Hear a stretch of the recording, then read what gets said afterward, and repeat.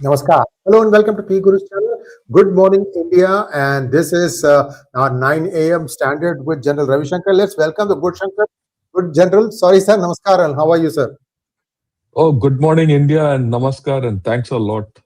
Looking forward to the discussion. Let's start. General, we talked about this a few days ago, and we've had a chance to look at it. So, viewers, here's the context. India has signed a fair amount of deals. It doesn't matter which one, 5 or 6 now. Some will be consequential, some will be big, some will be medium, some will be not so big, but yet still essential. There are so many different facets of industry that India needs to be involved in, and we don't know how far behind or how far whether India is up to par in terms of what the expectations are. So there is a fair amount of gulf that exists, in my opinion.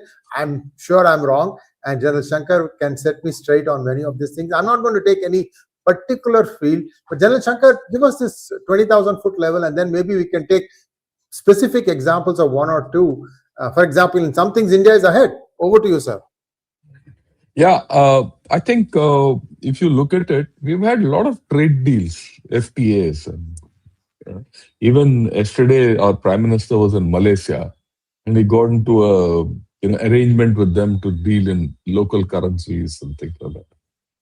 So a lot of things are happening in India, which in the past 1 year, if you see, you had deals with Oman, you had deals with New Zealand. I'm talking the smaller places, EFTA, and then of course many, and then the big ones, USA, Australia. Australia was the FTA existed right from 22. It's been expanded, right? Then EU. So a lot of deals, UAE. So it's nice to talk about all this. Uh, but there are issues in this whole story. Let me take one issue and we'll see why this is happening. India is growing. India is growing, and they say for the next 15, 20 years, as people say, will grow at the fastest rate in the world. It will be a growth engine for global growth. Yeah, I agree. But this global growth has not been driven by India's great export, or we don't export much. We are not an export-oriented economy. We are not a market-oriented economy. We are not an industrial economy. So how is this growth happening? This growth is being driven domestically by people. It is our culture, it is the way we are, everything. Overall, our trade deficit is still negative. We import more than we export, right? Of course, we have services, yeah, all that lot of things. We are a service-oriented economy. Now, so everyone wants to come here. And everyone starts comparing India with China. Will India be the next China? In fact, I think that's the worst curse which can fall on India, is to become the next China.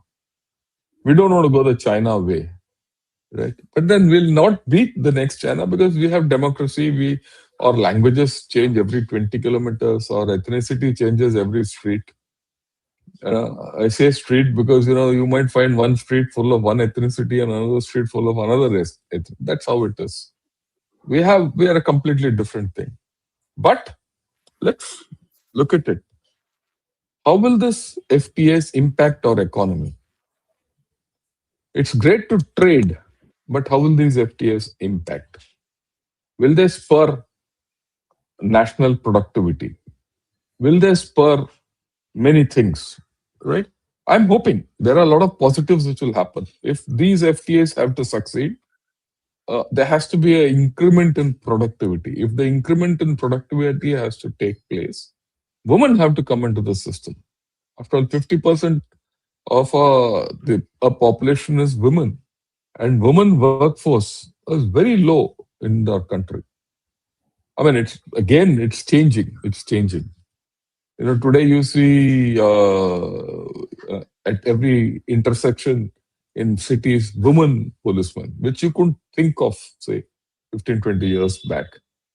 So things are changing. So the first thing is this good or bad, or is this societal change? Because unless there's a societal change, all these FTAs will not get supported. And is that societal change happening to support the FTAs? Or will the FTAs drive the societal change? That's a big question, which I think we'll have to. Will it change the way we think, the way we are? Will it make us Indian? Will it make us non-Indian? You know, I think the Chinese lost their way because the cocktail of communism, the cocktail of uh, economic growth, and their own culture, all three were caught at cross purposes with each other, and they're suffering. Right? Many might not agree with what I'm saying, but this is the way I look at it. So, how will that thing? In fact, I'd like your view on this because you straddle both cultures, at least from India and US perspective. But I would like to put this maybe radially with others. And again, this interaction will be one kind of an interaction and an impact with neighboring countries or countries in the region, and one a little far away. Your views, sir? Thank you so much, General Shankar. The bigger challenge that India has is if you look at the workforce also, it is sort of asymmetric. It's not across the country. You have them in pockets, and the other places have potential, but there is something needs to be done. And I think some states are moving in to try and bring up their, standards to the level that's required to thrive in this kind of an environment, and others don't seem to want to do that. Whereas here, the entire country will benefit. It's not one party or the other, one system or the other. If you do a few things right, all the states can benefit. And so having said that, let's take a look at some specifics. The southern states appear to be a little bit better positioned than the northern states. I'm just doing south, not south. Not because it's something from now. It's been like this for a long time, because north was more agrarian based, south was more industrial based. So this thing has to go further up. And I think UP is sort of started down that path, but look at Bihar. Bihar has had a BJP as a partner in government for a long time. I'm just saying, if you think development is something that BJP is good at, BJP was in Bihar for a while. Yet we haven't seen that kind of progress there. Jharkhand, for example, BJP has been in and out. I'm not taking any sides here, General. I just wanted to say that one party says it's a party with a difference. It does. So there is much work to be done, and that's what is of concern. But having said all that, you look at the workforce in places like Tamil Nadu, right? A significant, I would say 10% workforce is from the north now. And I'm sure it is true in Bengal, it's true in Karnataka as well as in Andhra Pradesh and Telangana, where certain types of jobs are only being done by the people from the north. Not because it's just that it's like a food chain. It's gone up.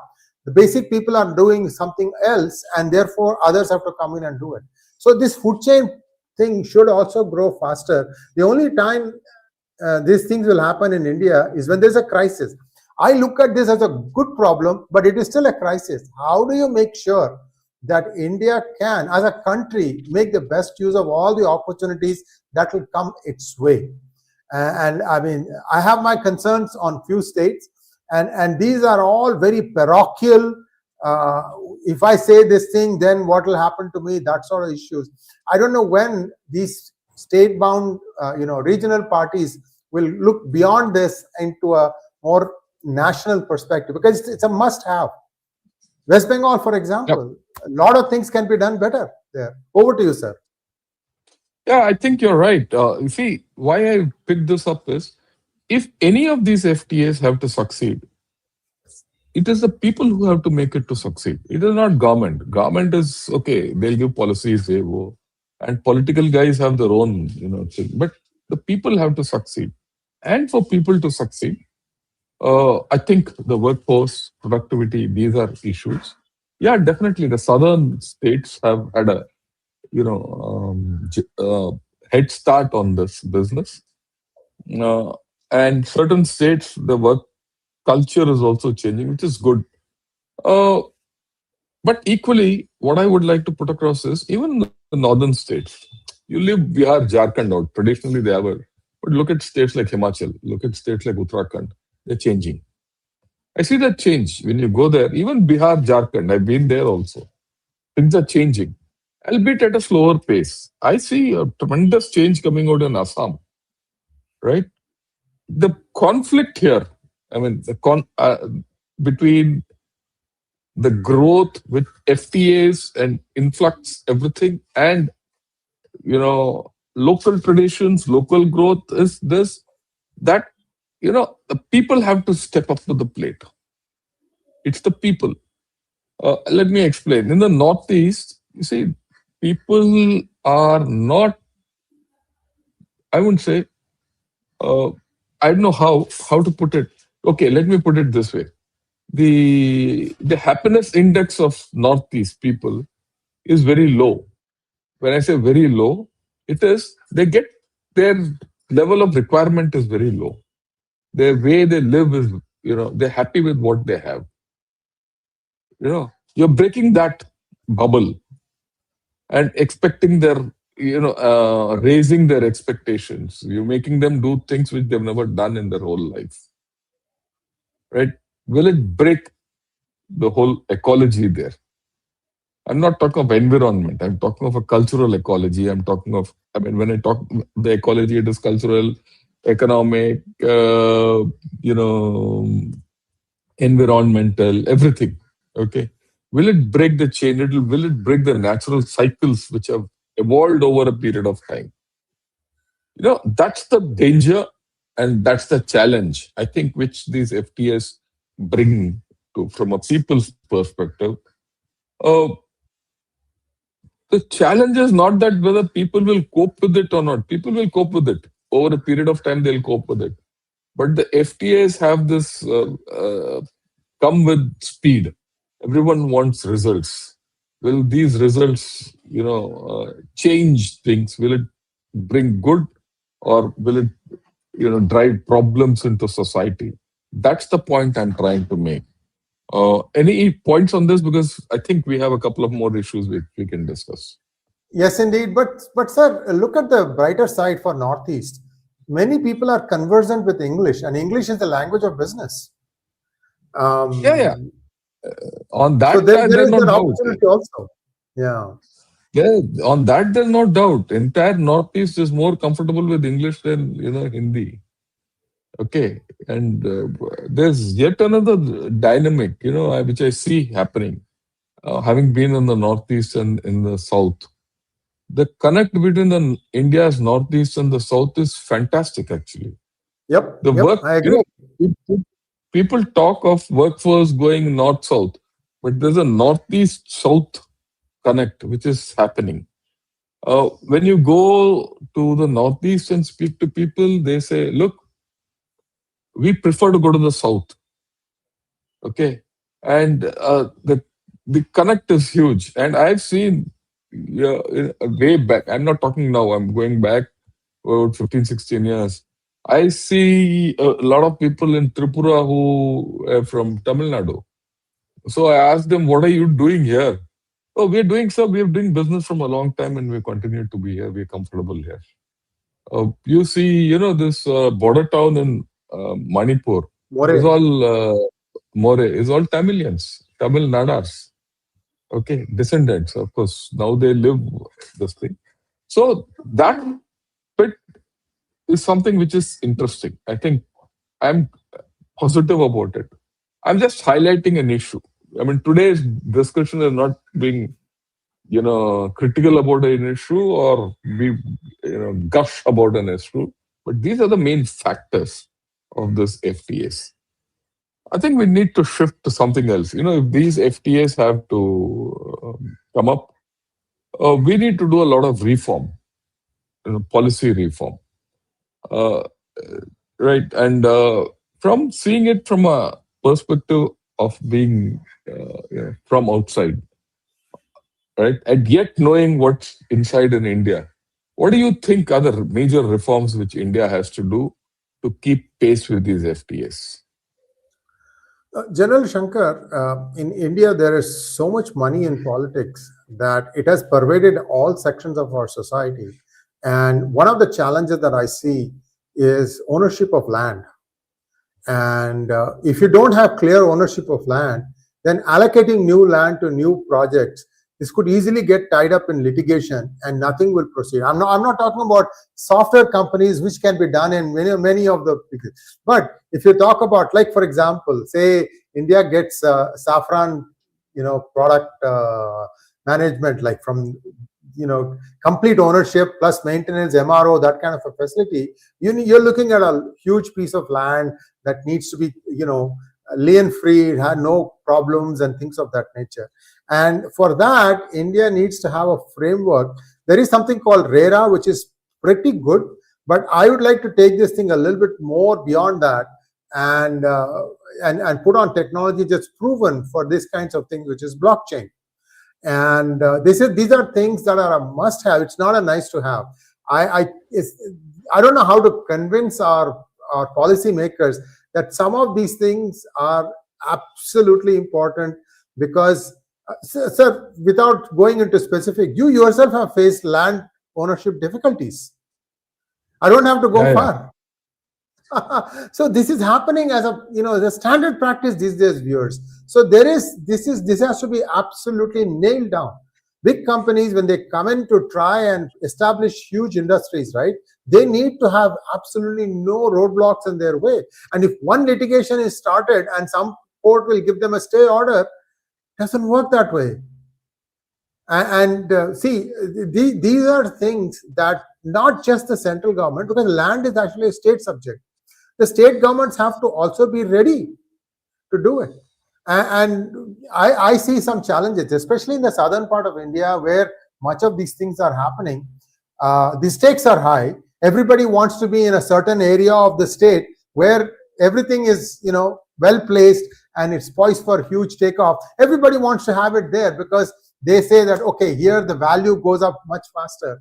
The problem is that you also have these kinds of litigations that will come up once they see that, oh my goodness, this, I used to own this land and now somebody else, you get the whole idea. So India needs to take, RERA is a good one. I thought they also did mapping of the entire country. So they know exactly how many parcels exist. So you know that, then the next obvious thing is to try and put this thing on a blockchain and start, adding the records of ownership. Go back to the British time, 1870s. They had a very good system. See, after the British government took over India, right, they actually did a fairly good job of in putting land revenue records and things like that.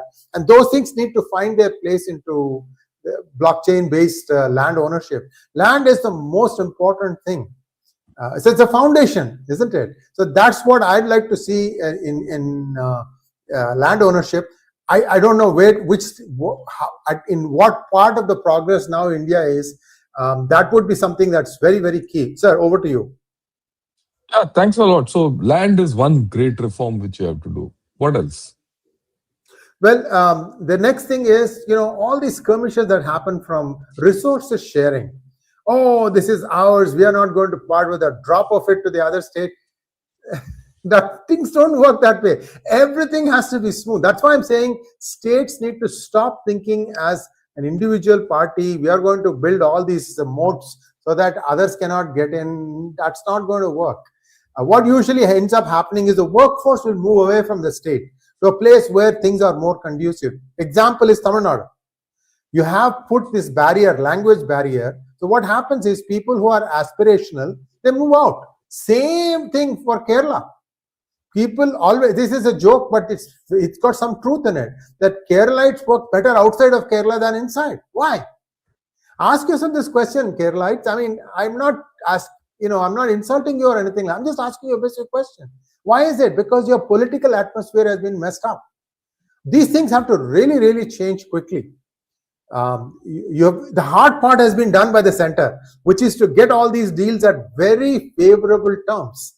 How are we going to harness this? Over to you, sir. Yeah, I think what you brought out is important aspect where if FTAs, all these FTAs have to succeed, is two things. Let me put it in a different manner. One is center-state relations, and the second is state-to-state relationships. Yeah. It is not only between Karnataka and Tamil Nadu or Tamil Punjab, Nadu, Haryana. Kerala. Punjab, Haryana, you take it. Right? Even Bihar, Jharkhand have the problems. What about Assam and the rest of the states of Northeast? I mean, what people don't realize is this. Just like India, India is the only country in the SARC region which is central, and every other state connects to it. Every other country connects, and no country can live without India. Similarly, in the Northeast, you go, Assam is that. Assam is that state which connects. Very few states have they don't connect with each other that well communication wise. So similar, you have similar problems. So your state to state relationships and center to state relationships have to be relooked in a big manner. So far, the central government is very happy that they have concluded all FTAs. But to make these FTAs successful, I think there has to be it's not a matter of having a good budget or one minister being good. They have to take the entire lot states along with them and ensure that there's a mechanism for the states to talk with each other, and that has to be largely consensual and apolitical, because Yeah. and that if that doesn't happen, all these FTAs could go for a toss. Yeah, that's one this thing. So fine. So we have looked at the societal implications. We have looked at the center-state relations and policies and all that. The third thing I want to touch upon is infrastructure. And I'll give you a background to this.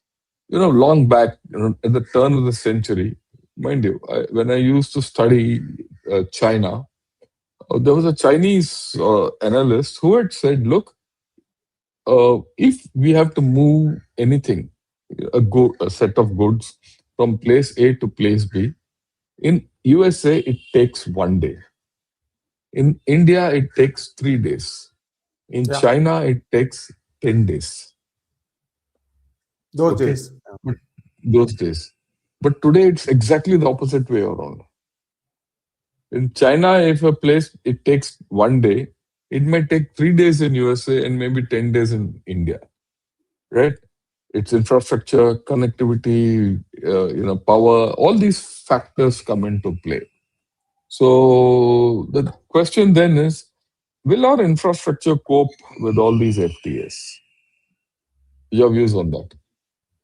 Absolutely. In fact, somebody has made a very good comment here, and this is really true. Bang on. Abraham says that NRIs cannot directly buy agricultural land in India under FEMA regulations, but can acquire it through inheritance or gifts from resident Indian relatives.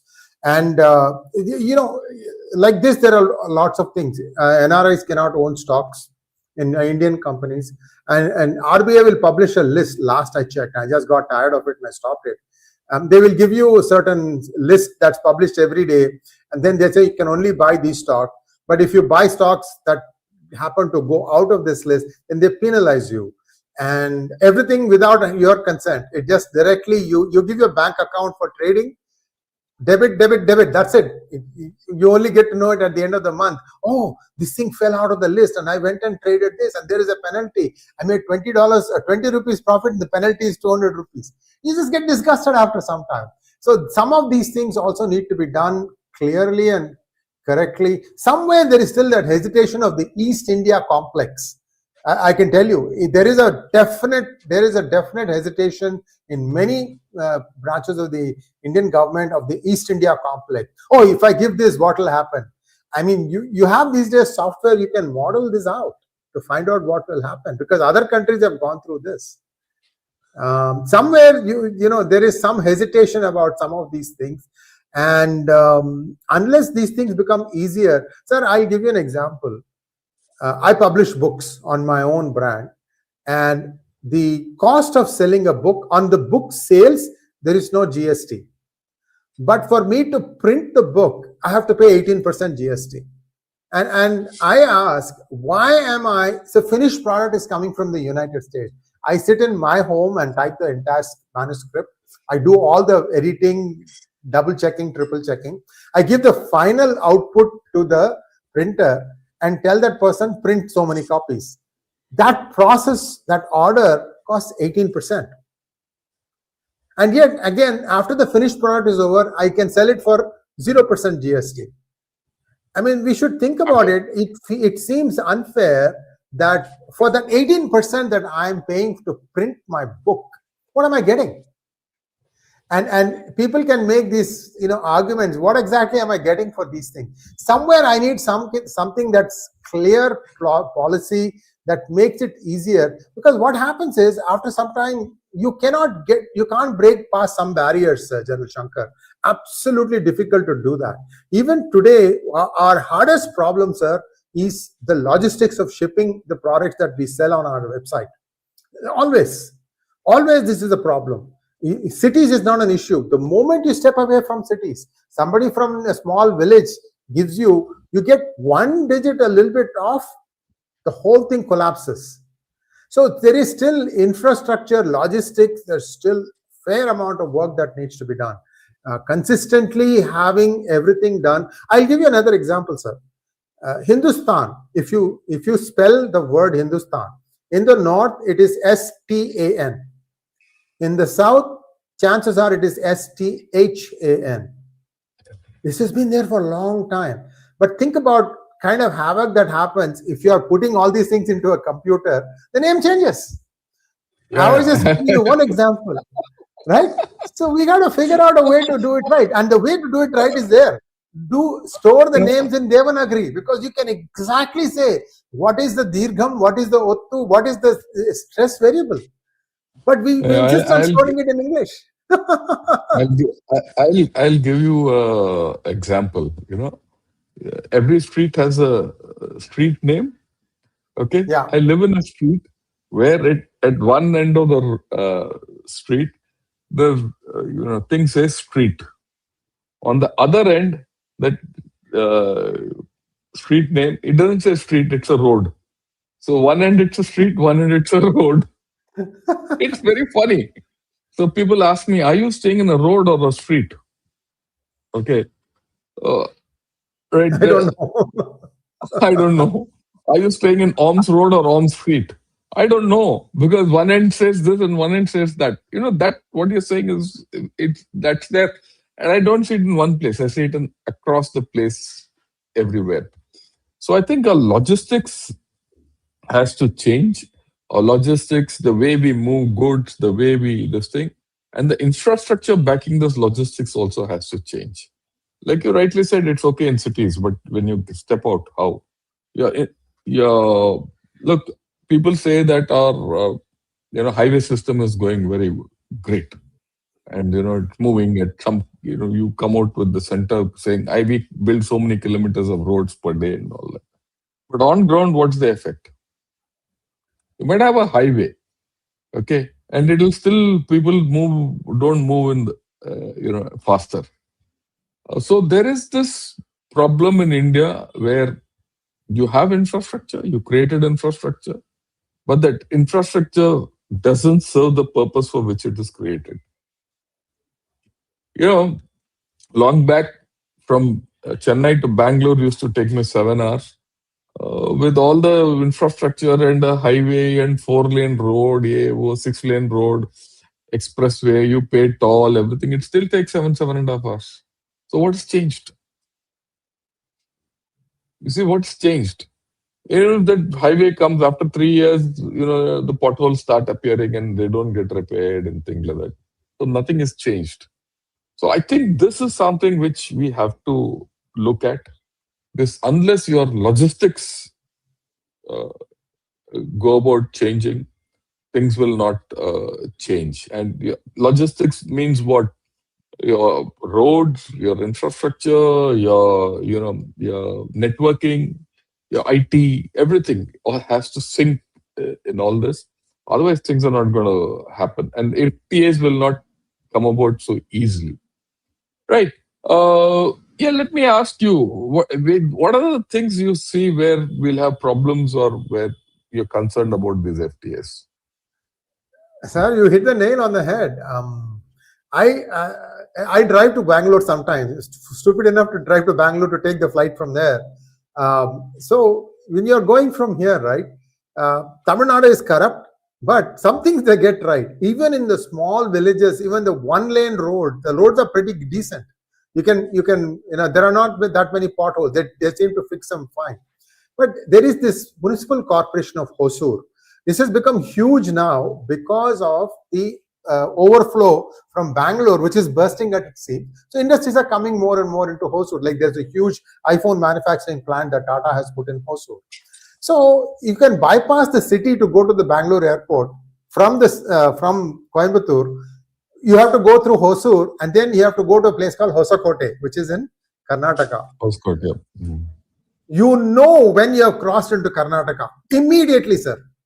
The road comes smooth as silk till the end of Tamil Nadu, and from there you only see pots and potholes. Horrible road. It takes 4 or 5 hours to get from there, a distance of 60 kilometers to the airport. And this is one of the most advanced states, Karnataka. So my simple solution for such things is the PWD minister, the entire PWD department, give them electric vehicles. They can't use any other vehicles. See how quickly the roads will become all right. When you have to use it yourself, you will do it right. Yeah. So I think that's a fair thing. Yeah. Any other issue which you want to highlight? I'm passing the ball back to you. Absolutely. So resources, energy, these things, I think India has come a long way. Like, for example, the national grid is a great thing now. You don't have these problems of, the next street is in the next state, lights glowing there, it's not glowing here. All that stuff is all gone now. So that's very good.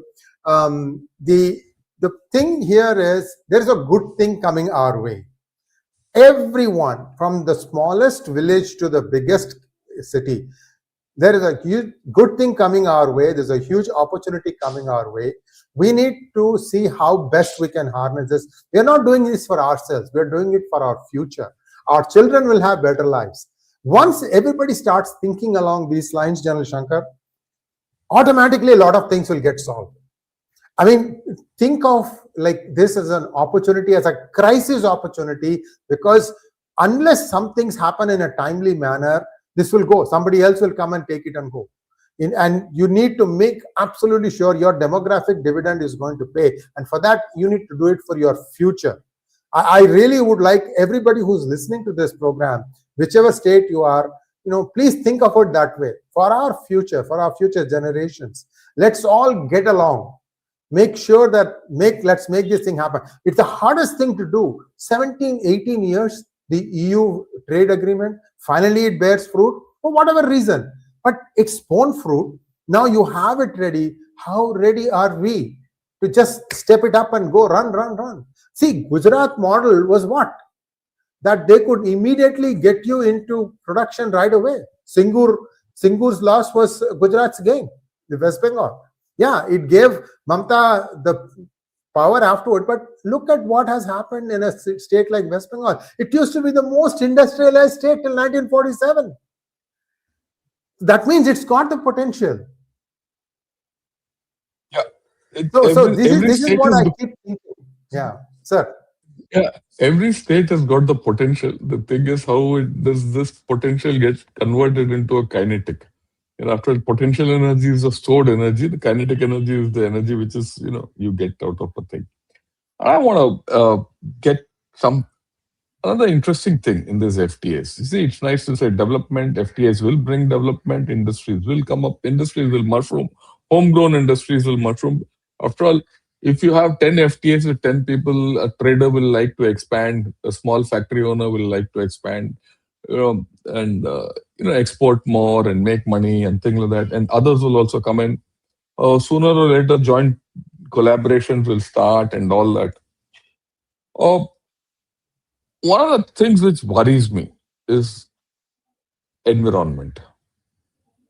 And India suffers huge environmental problems. Look at the problem in Delhi. I don't know if you people have ever gone to Delhi. Recently, last week, I went to Delhi, and it was carcinogenic, the atmosphere. I couldn't stay there.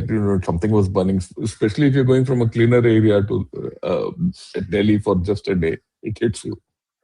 You even at about 9 o'clock in the morning, if you walk on the road, you can't see the other guy. It's not cold. It's not, it's not that kind. It is just pollution. Even during daytime, pollution. Uh, so pollution and natural resources. India is not a water surplus country. For people need to understand, especially South India doesn't have much water, and it's most industrialized. So there's a contradiction. Right? You're industrializing an area which doesn't have water. Look at Tamil Nadu. It's industrialized, but you need water. There's no water. Same thing. You're talking Tamil Nadu. Same thing. You go to any country, any state in India, we are generally water deficient, except except a state like Kerala, and maybe right. And in states which have this capacity of more water industrialization, there's no industrialization. That's a flip also. Okay. So where there is water, there's no industrialization. Where there is industrialization, there's no water. And then, of course, let's look at the Gangetic Belt, which is pollution in Ganga. No government has been able to solve it. And if there you're going to industrialize, and industry gets its own pollution, in fact, much more. So I think we're going to have a hard task in this business of pollution and environment. I want your views on that. Sir, there are many things that are working at cross purposes. I know a friend who brought in a Japanese consultant to clean up the river Coom, Coom in Chennai. Yeah. Viewers, on some days of the year, anywhere close to that, 2-3 kilometers either side, the place stinks. The air stinks because there is not much slope.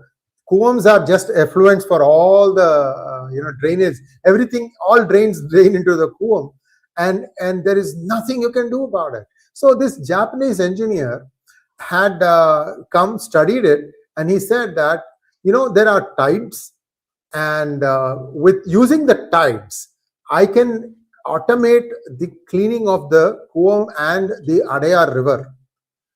And there is something called Buckingham Canal, which can easily take the water going back and forth through the city. Essentially, what he was saying was, you give me the contract, I'll do it. Unfortunately, what had happened was the year before that, the state government had taken money to do something like this. The whole thing got swallowed. So there was no more money left. See, you have the opportunity coming in, but for other reasons, we don't implement it. Same thing about desalination. In Tamil Nadu has a huge coastline, and we know how to get water back inside hinterland. If you can do it in Rajasthan in the deserts, you can do it here. Why is Indian Tamil Nadu government not taking up this project? On the other hand, they try to stop things like Kudangulam from even producing normal power. See how the priorities are completely opposite. And this is where I keep saying, look, for your future generation, do this thing right. You got so many things you can do, and you can raise money in various countries to do some of these projects, and it will start paying for itself. A clean Chennai is a healthy Chennai. You don't want it becoming like Delhi. Delhi is stuck now, sir. Okay. Yeah, no, I will, we'll defocus away from Tamil Nadu. But, right, the fact which I'm trying to make is, if we are not conscious of this fact that our FTAs should not lead to pollution, right? If our FTAs lead to pollution, like someone had said, Ashish Hagde has said, quality of life versus GDP growth. You might, FTAs will work, GDP will increase, but what about your quality of life? Because poor water, poor air, poor sanitation, poor waste disposal, all this, if it's not in a good cycle, the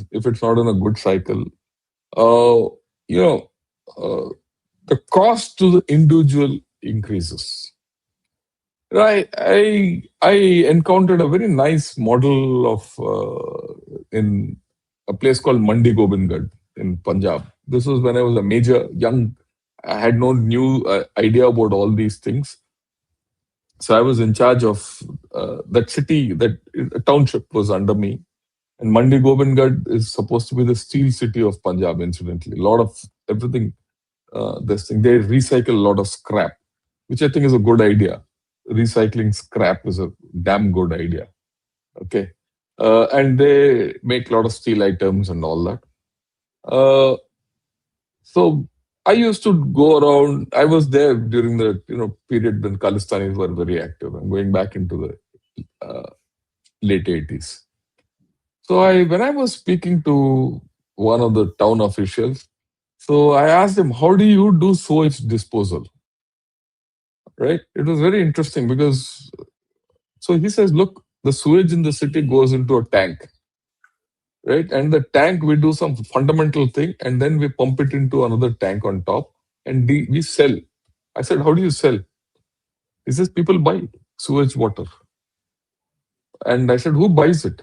"Farmers, because it is, fertilizer." So, and they had a process. They had a process by which the sewage water could get converted into fertilizer. And I thought that was very interesting. And I'm now going back 30 years, in fact, more than 30, 35 years. So I think we need to get local solutions to get going on these things.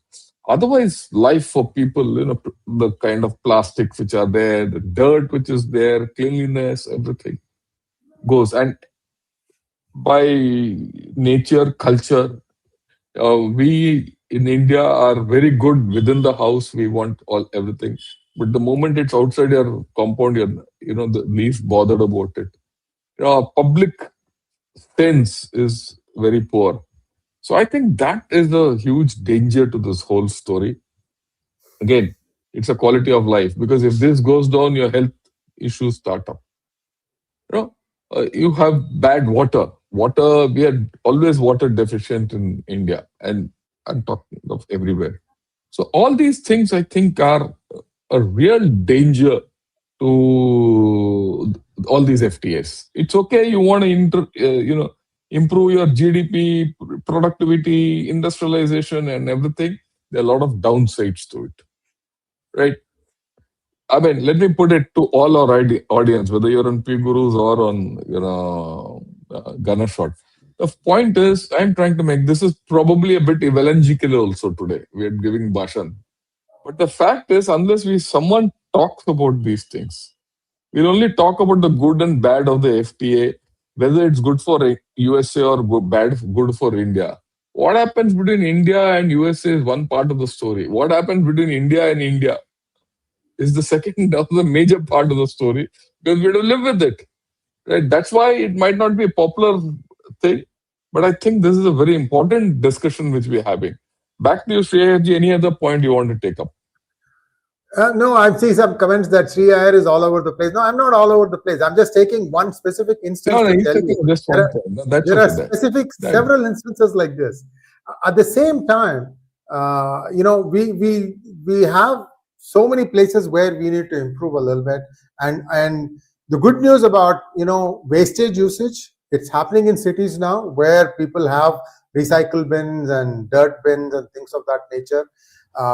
And that is growing. However, it needs to grow a lot more because we still don't think that it's our responsibility to keep the environment around us clean. So there are two huge lakes in the city of Coimbatore, two huge lakes. The water from these lakes cannot even be used for irrigation. Forget about drinking. Because there is hyacinth infestation and it's green. And it's not that hard to clean it. They did it once or twice. Unfortunately, the follow-up wasn't there. And you can't use it. The Sirwani water, I can go on, it's supposed to be one of the sweetest waters in the world. It gets polluted very quickly once it comes to the city. I think that's the important thing. We have resources. The biggest danger I see in this entire business of FTAs is this. You know, we are a overpopulated nation, huge population. That's our strength, but that's our weakness also. And unlike other countries, our resources are small. Our natural resources are less, right? And we are trying to become the fastest growing economy, all that, and everyone wants to uh, own anything. We have to take some decisions. I'll give you another small example. Everyone who has a salary increment, who a better life, he wants to. Earlier, he had a cycle. He wants to buy a scooter now, and he's affordable. So he wants to take his wife and kids out in the evening and have chaat in the local market. Damn good. And a guy who owned a scooter tomorrow wants a four-wheeler. And then we say the four-wheeler sales in India is more than in China. All that, whatever. That makes good headlines. But what does it do to our roads? What does it do to our environment? What does it do to our pollution? What does it do to many things? What does it do to the number of accidents which you have? What does it do to the healthcare you have? What does it do to fundamental traffic discipline? Fundamental public civic discipline. I see this absolutely going south in almost every city I've gone. And I've stayed, in big cities, all big cities I've stayed, whether it's Delhi, Bombay, Chennai, one I've stayed in mid-sized cities. I've stayed in cities like Indore, which is supposed to be one of the most cleanest cities in India. But the point which you're trying to bring out, that the resources, you go to Bangalore, all lakes there are almost polluted. You go to Hyderabad today. Nizam Sagar Same thing. Lake or that Hussain Sagar Lake was one time, it was the water source of the city at one point of time. I don't think it is anymore. I think they've gone out to another Yeah. lake. I'm forgetting that lake. That comes on the outer ring road. But then today, Himayat Sagar is if the you one. go to Himayat Sagar, if you go on the outer ring road, uh, development has gone beyond that. Now that development has gone beyond that, maybe that lake also will soon become. They have to search or make a new Sure. lake. So I think there is a lot to be done. Um, our resources versus what we want to do, how you balance it out, how you utilize it, how that I think is a very important thing.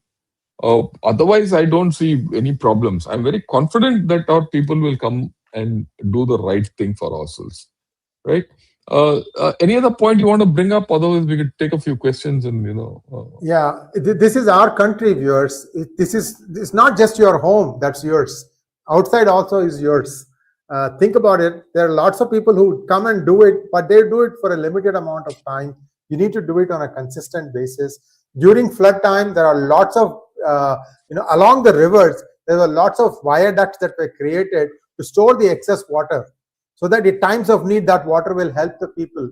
These things have been closed, or they need to be reopened and looked at. You have to go back to the geological survey maps of 1930s, 20s even, and this is all mapped out. Okay, it's there.